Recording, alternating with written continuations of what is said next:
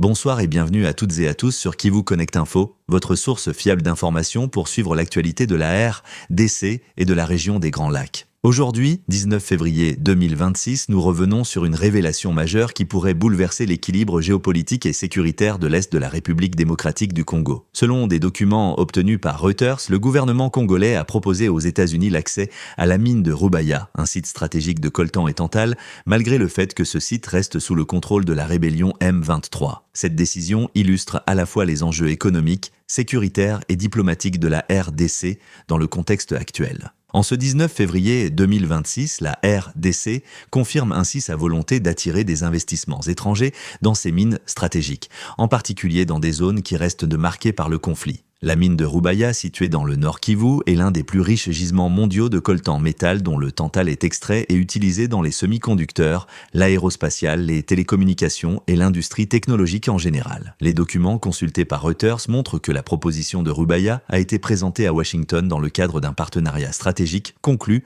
entre la RDC et les États-Unis. L'objectif affiché est de créer un cadre légal et sécurisé pour l'exploitation des minerais critiques, tout en favorisant la stabilité économique et sociale dans la région. Cependant, la réalité du terrain complique cette ambition. Le site de Rubaya reste contrôlé par le M23, un groupe armé qui continue de régner sur la région, percevant des taxes illégales sur l'extraction et la commercialisation du coltan et finançant ainsi ses activités militaires. Cette situation crée un paradoxe. Le gouvernement congolais propose un site stratégique qu'il ne contrôle pas, dans l'espoir que l'engagement américain puisse renforcer son autorité locale. Le tantale extrait du coltan est aujourd'hui un matériau très recherché à l'échelle mondiale. La demande excède largement l'offre et l'intégration de Rubaya dans un partenariat avec les États-Unis pourrait garantir un approvisionnement sécurisé et traçable pour les industries américaines, tout en permettant à la RDC de tirer des revenus substantiels et de renforcer sa présence économique internationale. Malgré les enjeux économiques, la proposition comporte des risques majeurs. La persistance du contrôle du M23 sur Rubaya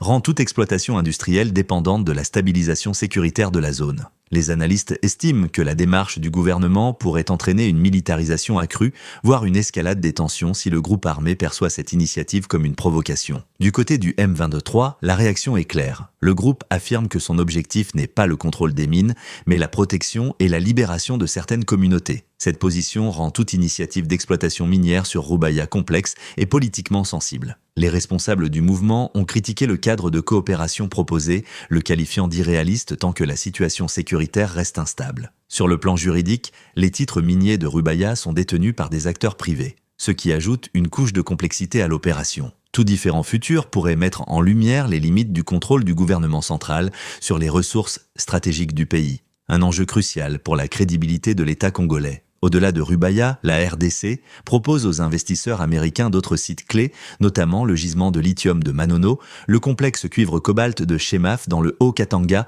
et le projet d'expansion STL Germanium-Gallium à Lubumbashi, ainsi que plusieurs raffineries de cobalt envisagées. Cette stratégie globale vise à transformer la RDC en partenaire stratégique pour les puissances occidentales et à diversifier ses sources de financement. Le gouvernement congolais mise sur une stratégie de coopération internationale pour réduire sa dépendance historique vis-à-vis de la Chine, tout en essayant de sécuriser ses ressources naturelles et d'obtenir un soutien politique et militaire. Cette approche pourrait permettre d'attirer des investissements massifs et d'accroître la stabilité dans certaines zones, mais elle reste extrêmement délicate en raison de l'instabilité persistante et de la présence de groupes armés. La présence du M23 dans le Nord Kivu illustre à quel point la question des ressources naturelles est indissociable des conflits armés. Le contrôle des mines devient un enjeu stratégique pour les différentes parties, chacune cherchant à maximiser ses avantages économiques tout en renforçant sa position politique et militaire. Selon des observateurs locaux et internationaux, la situation actuelle pourrait également influencer les négociations de paix régionales. L'implication d'un acteur majeur comme les États-Unis pourrait modifier l'équilibre des forces, inciter à des pourparlers plus sérieux et contraindre les groupes armés à revoir leur stratégie. L'exploitation minière à Rubaya pourrait ainsi devenir un levier de stabilisation si elle est accompagnée d'un renforcement sécuritaire et d'un encadrement strict des droits des communautés locales, mais elle pourrait tout aussi bien exacerber les tensions si la situation n'est pas maîtrisée. Le rôle de la communauté internationale est donc crucial pour garantir que toute intervention économique soit responsable, transparente et bénéfique pour la population locale et non source de conflits supplémentaires. Les implications géopolitiques se sont également considérables. La volonté des États-Unis de sécuriser un approvisionnement en tantale sans conflit reflète l'importance stratégique de la RDC dans le contexte mondial des technologies et des semi-conducteurs. En parallèle, l'économie locale pourrait bénéficier d'une régularisation et d'une formalisation de l'exploitation minière, permettant la création d'emplois et la réduction de l'informalité qui caractérise actuellement le secteur dans cette région. Néanmoins, tout succès dépendra de la capacité du gouvernement congolais à restaurer la sécurité dans le Nord Kivu,